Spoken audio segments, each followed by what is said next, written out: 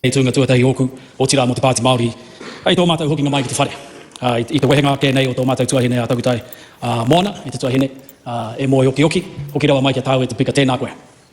Tēnā hoki tātou, tuana hau ki te whakapua ki ngā whakaro a te Pāti Māori mo tēnei tuāhuatanga.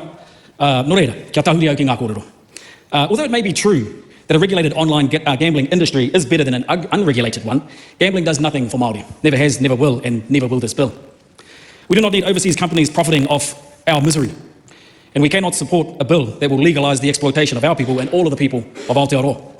The Minister expects that most, if not all, of the licences will be won by offshore companies, who are under absolutely no obligation to reinvest any of the income derived back into communities in Aotearoa.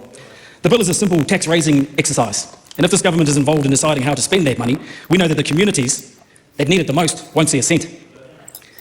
The Ministry's own evidence shows us that the bill will have a disproportionate impact on Māori, Pasifika, rangatahi, and our whānau with lifelong disabilities.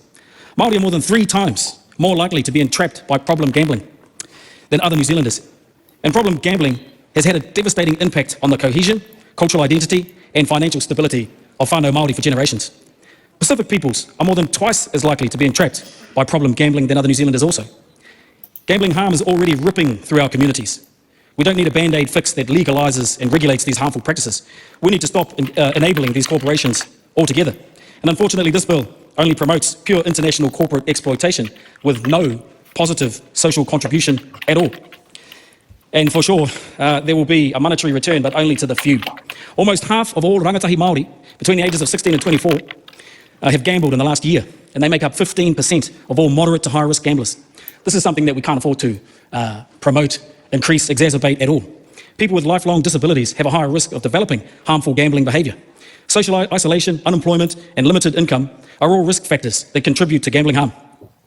This government has already taken away the minimum wage pay top-up for our disabled whānau, and now they are legalising a gambling regime that could potentially do even more harm. It's not acceptable.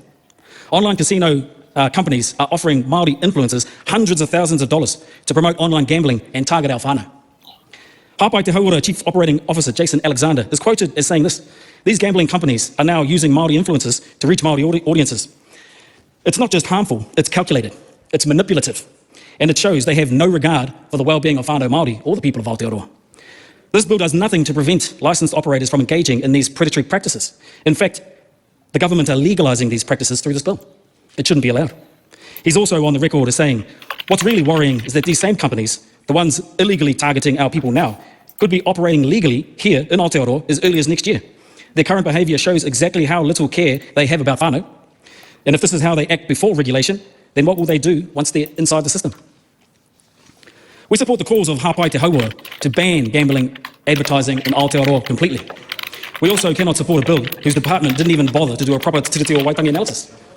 Instead, they relied on a July 2024 cabinet paper which included a population implications assessment. Yeah, the member's time has passed. Needless to say, we do not support the bill. I think Takuta has answered the question on how the magic number of 15 came out.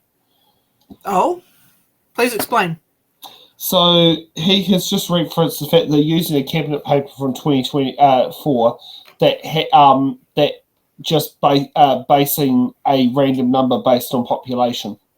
Oh, okay, all right. So that's what I've got to that. Okay, yeah, that kind of, yeah. I'll have to dig into that into that cabinet paper. But yeah, I mean, Takuta is correct about there being, you know, the lack of time meant lack of consultation, and iwi were not part of that consultation process. Yeah. There's, I mean, I had a look, controlled F my way through the regulatory impact statement, and I could find zero reference to the treaty. So we don't know how this is going to impact Māori. All we know is that, well, when we look at gambling data, we know that people that live in deprived areas tend to be the most vulnerable to gambling.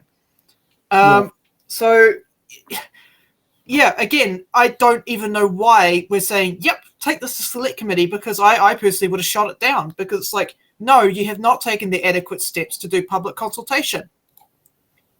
Yeah. The risk is far too great. Yeah. Okay.